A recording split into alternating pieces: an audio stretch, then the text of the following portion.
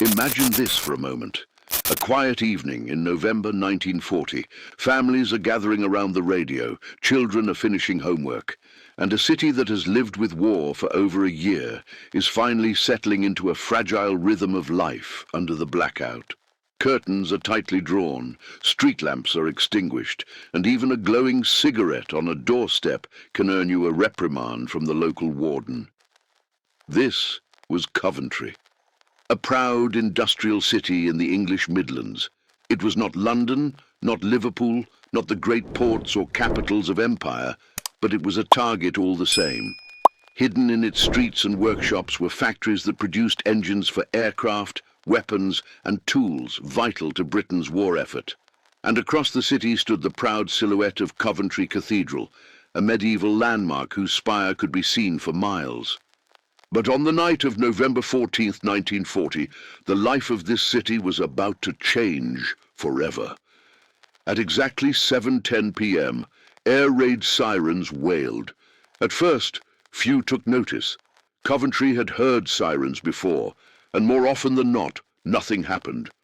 People went through the motions, grabbing gas masks, shuffling children down into backyard shelters, turning off every light in the house. For many, the routine had become almost mechanical, yet beneath that routine lived a gnawing fear. Maybe tonight would be different. Up in the sky, German Pathfinder planes were already circling. They dropped their first flares, bathing Coventry in an eerie green-white light that pierced the blackout. Within moments, the main wave of bombers appeared, their engines rumbling like thunder. In his command post, Chief Fire Officer Thomas Calloway stood ready. Calloway was not a household name, not a decorated general or a politician.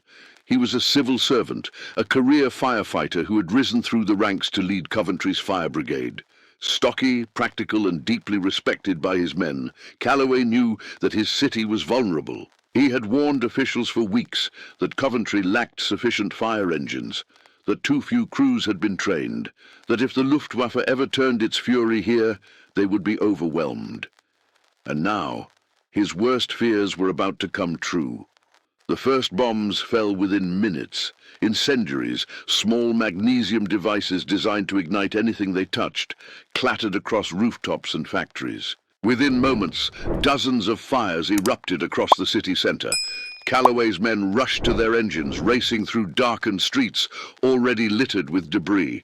Radios crackled with frantic reports. Fire in Broadgate, Daimler plant ablaze, cathedral roof hit. For Calloway, it was a nightmare of coordination. He had fewer than 30 engines to cover an entire city under siege. The water mains were fragile, easily shattered by high explosives. And the roads themselves were becoming impassable, choked with rubble, flames, and panicked civilians searching for shelter. Yet he remained calm. Standing in his operations room, maps spread before him, he issued orders with clipped precision. Unit 7, Cathedral priority, save what you can. Engine 3, cover Broadgate stores before it spreads. Reserve teams to the Daimler works immediately. His voice never wavered, even as the ground shook beneath each new detonation. Meanwhile, ordinary families cowered in their shelters. Parents whispered prayers, children clutched dolls and gas masks. Neighbors huddled together in cellars lit by candlelight. From beneath the ground, they could hear the world above collapsing. Timbers snapping, masonry crashing, flames roaring. And through it all, they relied on the men of Calloway's brigade to keep order, to fight back the inferno with little more than water, courage, and sheer determination. Coventry was not chosen by chance. The German High Command had selected it for destruction. This was not simply a raid, it was an experiment in terror. The operation even had a name, Moonlight Sonata. More than 400 bombers were dispatched, carrying thousands of incendiaries and hundreds of tons of explosives. Their mission was not just to damage factories, but to burn an entire city into ashes. As the hours passed, the scale of the attack became clear. Whole streets vanished under firestorms. The medieval heart of the city crumbled. And still the raids went on, hour after hour. For Calloway and his men, time lost all meaning. They dashed from one blaze to another, often abandoning buildings that could not be saved in order to protect those that still stood. Fire hoses snaked across streets, water spraying into smoke-filled skies. Firemen climbed ladders while bombs fell around them, refusing to retreat until ordered.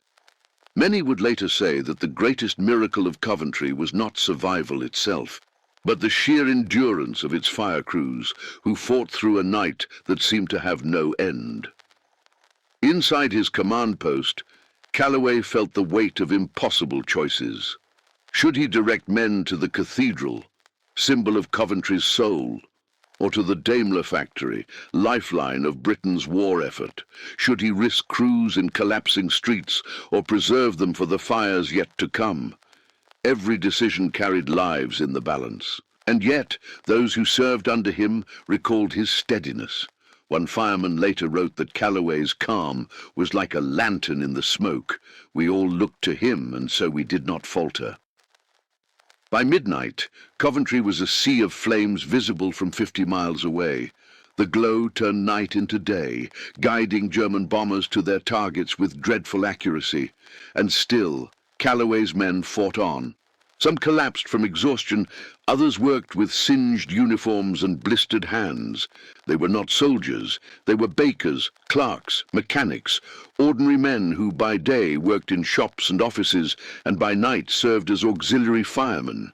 Yet under Calloway's command, they became a shield for their city. The Coventry Blitz would last until dawn. By then, the cathedral lay in ruins, factories smouldered and thousands of homes were gone. But amid the devastation, stories emerged, of firemen pulling survivors from burning cellars, of crews improvising water supplies when mains were shattered, of Calloway himself walking the ruins at first light, making sure his men were accounted for. This was not the story of generals or battles. It was the story of a quiet, determined man, and the civilians he led into the fire. And though Coventry would suffer terribly that night, its spirit endured, carried by the courage of men like Chief Fire Officer Thomas Calloway. The night deepened, and Coventry became a city of fire. From his command post, Chief Fire Officer Thomas Calloway could see the orange glow stretching across the skyline. It wasn't one blaze. It was dozens, each feeding the next, merging into a single firestorm that threatened to swallow the city whole. His crews were stretched to the limit. Engines clattered through streets littered with rubble, horses still pulling carts of emergency supplies, dodging the flames. Auxiliary firemen, many of them young shop clerks and factory workers, struggled with hoses far heavier than their strength should have allowed. Yet they pulled. They climbed, they sprayed water into windows where flames licked like tongues of a monster. The air itself seemed to conspire against them. Explosives shattered water mains, cutting off supply. Pumps sputtered dry. The only alternative was to draw water from rivers and reservoirs, dragging long lines of hose across miles of rubble-strewn streets. Firemen sank knee-deep in freezing water, their boots soaked, their hands raw, but they carried on. All the while, the bombs did not stop. High explosive charges thundered across the city, collapsing roofs just as firemen reached them. Streets became traps, one moment clear, the next blocked by smoking craters. In one district, a team had just set up ladders to rescue families from an upper floor when another raid struck. Debris rained down, burying hoses, shattering ladders, throwing men to the ground. Yet within minutes, they rose again, bruised but determined, pulling survivors from the wreckage. For Calloway, the hardest task was triage. He could not save every building. No brigade in the world could. At Broadgate, the city's main shopping district, flames leapt from shop to shop in a chain reaction.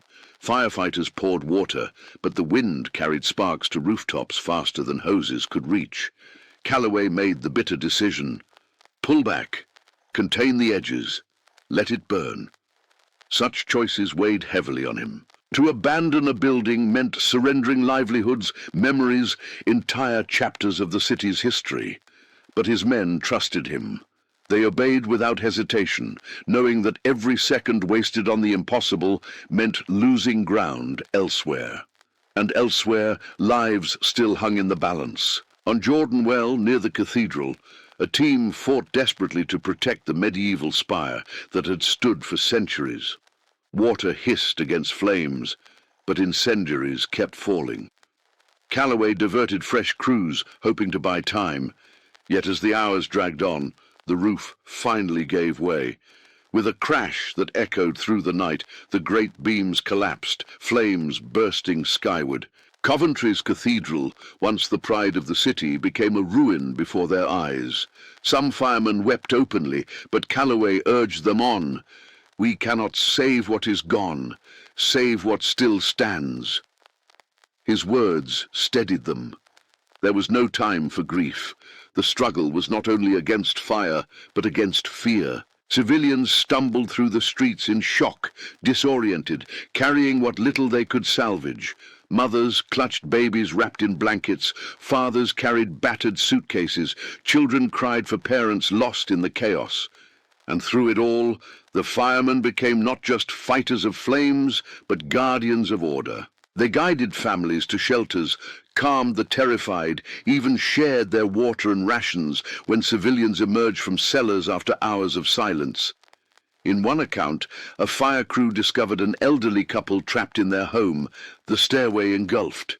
With ladders broken and hoses entangled, a young auxiliary climbed the drain pipe, smashing a window to pull the pair to safety. When asked later why he risked his life, he shrugged, because Mr. Calloway would have expected no less. By 2 in the morning, exhaustion set in. Firemen collapsed on curbs between calls, helmets slipping from their heads, faces streaked with soot. Some worked for 15 hours without pause, refusing to leave their posts. Calloway himself moved among them constantly, not as a distant commander, but as one of their own. He clapped shoulders, gave brief words of encouragement, sometimes simply looked a man in the eyes, and nodded. That was enough. The bombing continued with ruthless precision. The Daimler works, critical to producing engines for the British war effort, took direct hits. Workshops blazed, machines melted, but fire crews fought to save the remaining sheds. At last, they succeeded in containing the flames around the most vital buildings. It was a small victory, but one that would prove crucial in keeping production alive after the raid. Everywhere, the battle was uneven, brutal, and personal. Flames didn't just consume buildings, they consumed the strength of the men who fought them. Hoses slipped from weary hands, boots stuck in molten tar, smoke burned throats raw. Yet the firemen pressed on. The people of Coventry watched them as symbols of defiance. From cellars, survivors later recalled the sound of axes chopping beams, the shouts of men above, the hiss of water on fire. Proof that someone somewhere was still fighting for them. When dawn finally crept across the horizon, Coventry was unrecognizable. Streets once familiar were now smoking wastelands. Churches, shops, homes, entire blocks had vanished. But Calloway's firemen still stood. Their uniforms were ragged, their equipment battered, but they had saved what they could. And though more than 500 lives had been lost, thousands more were spared by their efforts. Without them, Coventry would have been erased entirely. As the sun rose on November 15th, Calloway gathered his crews, many too weary to stand. He looked at the men, the wreckage behind them, and the city still smoldering. Quietly he said, "You have given Coventry more than courage tonight. You've given it tomorrow." In that moment, the men realized the truth. They were not merely firemen anymore. They had become guardians of a city's soul. When the first light of November 15th crept across the Midlands, Coventry was no longer the city it had been the day before. The rising sun revealed a landscape that seemed almost alien. Entire blocks reduced to rubble, smoke rising in ghostly pillars, twisted beams and shattered glass carpeting the streets. Where once had stood the bustling heart of the city, now lay a skeleton of ruins. The proud medieval cathedral was gone. Its roof collapsed, its walls scorched black. Rows of terraced houses had vanished into craters. Factories that had supplied Britain's war machine were still smouldering. Shops were gutted, schools unrecognizable, landmarks erased in a single night. And yet amid this devastation, the people of Coventry emerged. Slowly, doors to cellars and shelters creaked open. Families stumbled into daylight, carrying what little they had saved. Mothers clutched children wrapped in blankets. Fathers scanned the ruins of homes they would never enter again. The streets were filled with silence at first, a silence of disbelief, of shock too deep for words. It was the firemen who broke that silence. Exhausted, soot-streaked, barely able to stand, they moved among the survivors. They offered directions to emergency aid posts, helped carry the injured, even poured cups of tea handed out from makeshift canteens. Some had worked through the entire night without food or rest, but they carried on. Their chief, Thomas Calloway, walked with them, checking on crews, encouraging civilians, reminding everyone that though the city was broken, its people remained. Newspapers would soon call it the Coventry Blitz, but for those who lived it, there was no need for headlines. They had seen with their own eyes what fire and steel could do.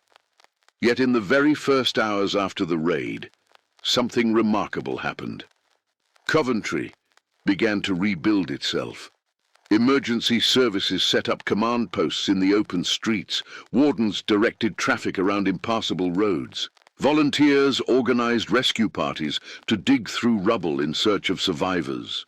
Church halls became shelters, schools became hospitals, and neighbors cared for one another in ways that no official plan could have dictated.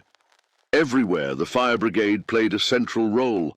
Though many engines were damaged and equipment lost, Calloway's men refused to retreat.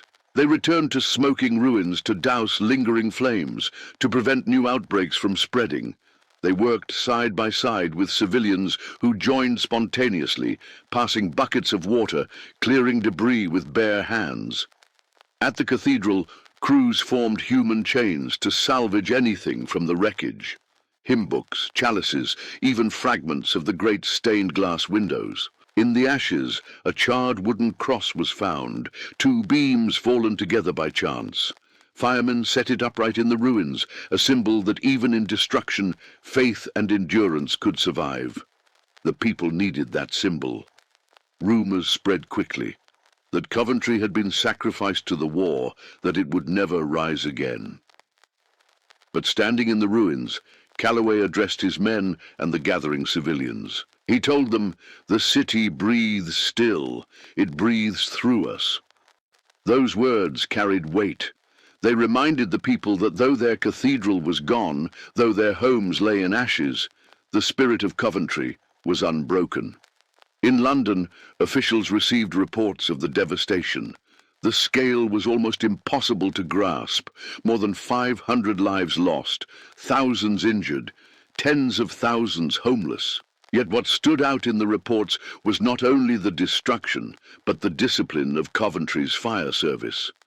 Against overwhelming odds, with limited resources, they had contained fires that might otherwise have erased the city entirely. They had saved key factories, preserved vital infrastructure, and maintained order through the darkest night. Calloway's name began to circulate in government offices, though he himself sought no recognition. His focus was practical. Reorganize crews, repair engines, restore readiness for the next raid, because everyone knew the war was far from over. But for the people, the image of soot-streaked firemen emerging at dawn became part of Coventry's identity. They were no longer anonymous figures in steel helmets. They were heroes, neighbors who had stood between destruction and survival. Children drew pictures of firemen in their school books. Families spoke their names with reverence. And when survivors were asked how they endured, many answered simply, "Because the firemen were there." The morning after also brought a realization that would echo far beyond Coventry. The Luftwaffe had not merely bombed a city, they had tested a new kind of warfare, the deliberate targeting of civilian centres to break morale. Yet Coventry did not break. The resilience of its people, anchored by the courage of Calloway's brigade, became a message to the world. Britain would endure. Winston Churchill himself would later reference the night of Coventry in speeches, framing it as both tragedy and testament. International journalists visited the ruins, describing streets still smouldering, walls still glowing with heat. But alongside the devastation, they reported the calm dignity of the firemen, still on duty, still fighting back embers, still refusing to yield. For Calloway, the morning after was not a time for reflection. He moved from district to district, clipboard in hand, noting where engines were lost, where water mains needed repair, where crews could be rotated. He paused to speak with civilians who stopped him in the street, listening to their grief, offering quiet words of reassurance. To many, his presence alone was enough. Here was a man who had stood through the worst night of their lives and was still standing with them now, and in that the true nature of his heroism emerged, not in grand speeches or dramatic gestures, but in steady leadership, in compassion shown even while exhausted, in the quiet certainty that duty was never optional. By the end of that day, Coventry began to take its first steps toward recovery. Rubble was cleared into neat piles, fires extinguished completely, shelters organized for the homeless. The scars would remain for generations, but the city was already proving that it would not vanish. For the firemen, there was little time to rest. Calloway knew the bombers would return. He drilled his men again, repaired what could be repaired, requested reinforcements where possible. Their work was far from over. But the morning after Coventry burned, one truth was clear. The fire brigade had given the city not just survival, but hope. And in that hope, Coventry found the strength to rise again. In the weeks after November 14th, 1940, Coventry became both a symbol and a lesson. A symbol of destruction, yes. The word Coventrated even entered the German language, used by the Nazi propaganda machine to describe the annihilation of a city. But in Britain and across the free world, Coventry came to stand for something else: endurance. The ruins of its cathedral, its spire still piercing the sky amid the rubble, became an icon of defiance. At the center of that story were men like Chief Fire Officer Thomas Calloway and his brigades. Newspapers carried photographs of firemen covered in soot, hoses draped over their shoulders, helmets dented from falling debris. Headlines spoke of "The night Coventry stood alone." And though much of the public saw only anonymous faces, inside Coventry everyone knew the truth. Those men had saved their city. Yet recognition was complicated. For the firemen, there were no medals waiting, no great ceremonies in their honor. They were civilians, and theirs was considered duty, not valor. Calloway himself declined public praise, insisting that his men deserved credit as much as he did. But quietly, their work began to be acknowledged. Local councils passed resolutions of thanks. Families brought food to fire stations. Children wrote letters of gratitude addressed simply to the firemen who saved us. Still, the memory was heavy. For many firemen, including Calloway, the scars were not only physical. They carried the weight of the lives they could not save, of the homes they had to abandon to flames, of the cathedral they could not protect. Survivors often spoke of their gratitude, but the firemen themselves often remembered the failures more than the triumphs. And yet, even in silence, their influence grew. Across Britain, the example of Coventry reshaped civil defense. Fire services in other cities studied Calloway's reports, his strategies for managing scarce equipment, his decisions about triage and prioritization. The auxiliary fire service expanded, training thousands of new recruits to face raids in London, Birmingham, Manchester, and beyond. The lessons of one terrible night rippled outward, saving countless lives in the months to come. The Coventry raid also reshaped public perception of civilian heroism. Until then, much of the war's narrative had centered on soldiers at the front, pilots in the skies, and admirals at sea. But Coventry reminded the nation that battles were also fought in the streets of its cities, with fire hoses instead of rifles, courage instead of orders. The men of the brigade became the embodiment of a new kind of hero, ordinary, anonymous, but indispensable. For Calloway personally, the recognition came not in medals but in responsibility. He continued to lead the brigade through the remainder of the war, enduring further raids and challenges. His men recalled that he never asked of them what he would not do himself. When equipment failed, he carried hoses on his own shoulders. When morale faltered, he spoke quietly but firmly, "We endure because the city endures." The government, too, began to understand the importance of morale. Journalists were allowed to visit Coventry, to walk through the smoking ruins, to report not only on the destruction but on the resilience of its people. American reporters in particular carried the story across the Atlantic. Photographs of Coventry's gutted cathedral and weary firemen appeared in newspapers from New York to Chicago. For many Americans still undecided about the war, the images of Coventry stirred sympathy and admiration. This was no faceless war. This was a human struggle, with ordinary men standing against extraordinary odds. Yet even as Coventry inspired the world, it bore deep wounds at home. Entire neighborhoods were gone, leaving families scattered. Thousands were homeless, housed in makeshift shelters or relocated to distant towns. The city's identity, once rooted in its medieval history, was now scarred by modern war. And for the firemen, the burden of memory lingered. Calloway rarely spoke publicly about that night. Those who knew him described him as modest, practical, even reluctant to dwell on the past. But in quiet moments among his men, he sometimes reflected on the choices they had faced, which buildings to save, which fires to let burn, how to guide terrified civilians while bombs fell overhead. He carried those decisions as a private weight, the kind that does not fade with time. Still, there were moments of light amid the ashes. In December 1940, just weeks after the raid, Christmas services were held in the ruins of the cathedral. Firemen stood among the congregation, uniforms still patched and scarred, candles flickered against the blackened walls. Hymns rose into the cold night air. For many, it was a moment of healing, a reminder that even in destruction, life and faith could continue. And as the war stretched on, the fire brigade remained at the heart of Coventry's resilience.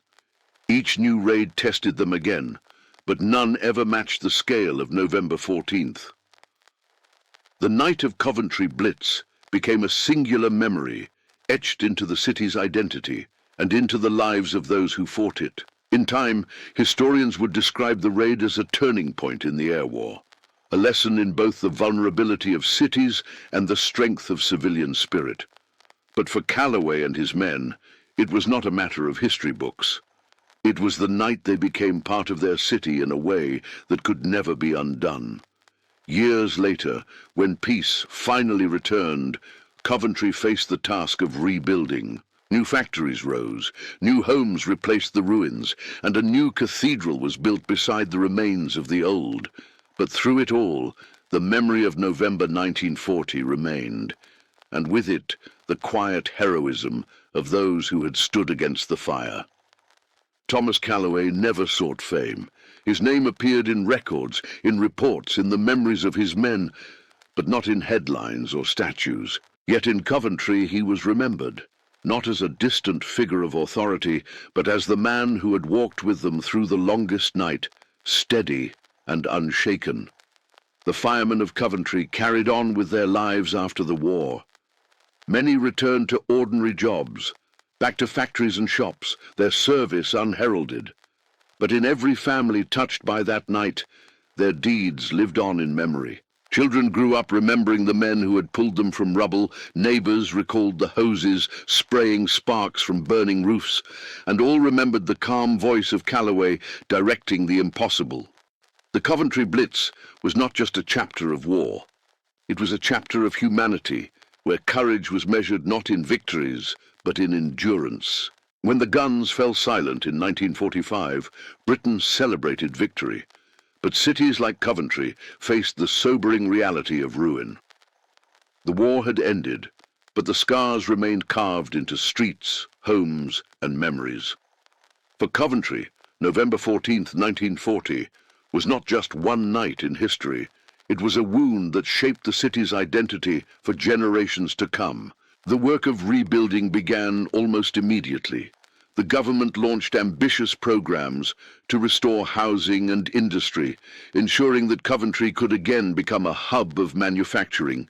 The medieval heart of the city was gone, reduced to ash and rubble, but out of that loss came a vision of renewal. Planners saw an opportunity to create a modern Coventry, open boulevards, new housing estates, and a civic centre designed for a new era.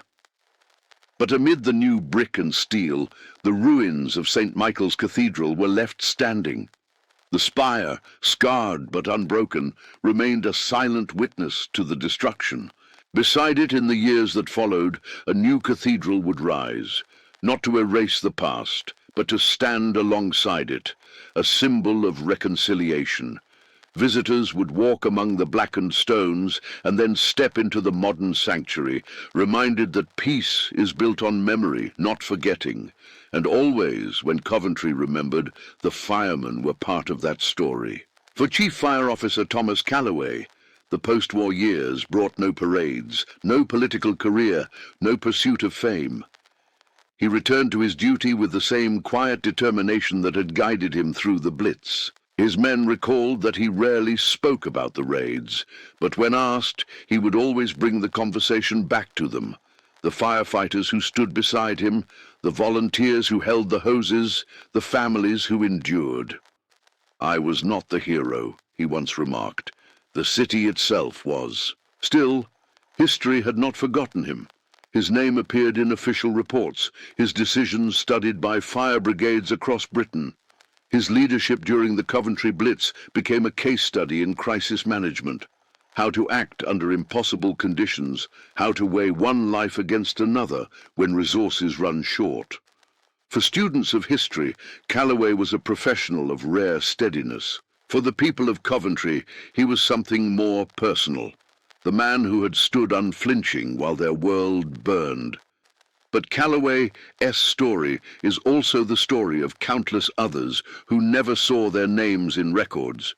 Auxiliary firemen, part-time volunteers, even ordinary citizens who carried buckets of water or guided neighbours to shelters. Their contributions were woven into Coventry's survival, even if history did not record each face, each name. They were part of what made the city endure.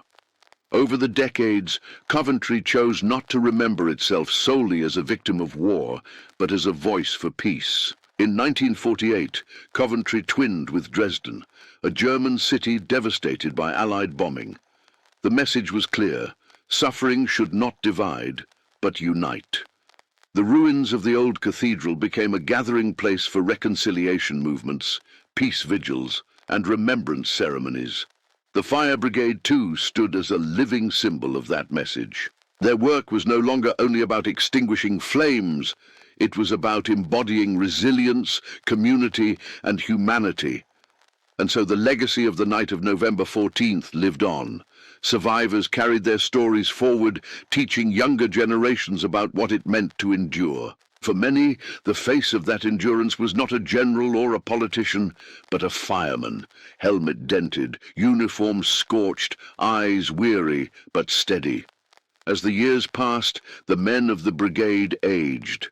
Some lived long lives, returning to ordinary work, raising families, speaking little of the war.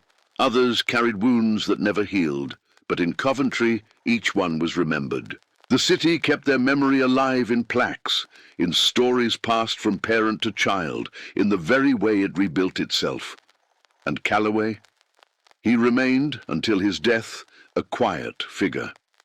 No statues were raised in his honor, but perhaps he would have preferred it that way. His legacy was written not in stone, but in the lives saved, the city that endured, the spirit that outlasted the flames. To walk through Coventry today is to walk through layers of memory. Modern streets and buildings rise where rubble once lay. The spire of the old cathedral still towers over the city, a reminder of destruction. But beside it stands the new cathedral, a reminder of hope. And in between, in the stories told in classrooms, museums, and family gatherings, the memory of the fire brigade endures. It endures in the idea that heroism is not always loud. Sometimes it is quiet, steady, unseen. Sometimes it is a man refusing to leave his post, a brigade working without rest, a leader carrying the weight of impossible choices. Sometimes it is simply holding the line so that others may live. The Coventry Blitz was one night, but its lessons remain timeless, that in the face of overwhelming destruction, ordinary people can summon extraordinary courage. That leadership can be measured not in medals, but in service. That even in the darkest blackout, there are voices, calm, steady, human, guiding us through. Thomas Calloway never called himself a hero, but Coventry remembered him as one. And through his story, we remember not only a man, but a city, a brigade, and a truth, that sometimes the quietest heroes are the ones who leave the deepest mark.